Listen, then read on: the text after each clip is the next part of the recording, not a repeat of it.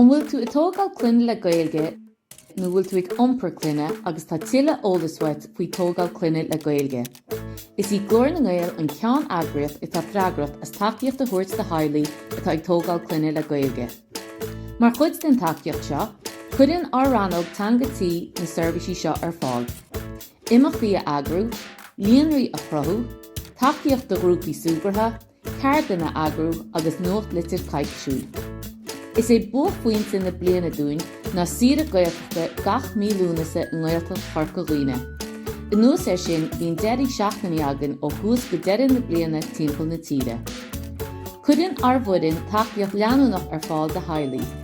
Is b'fhéidir teagháil a dhéanaling ach riomhphost a chuir chuig Marcus ag glórnagael.ie nó clárúling ag glórnagael.ie/Theanga Tí.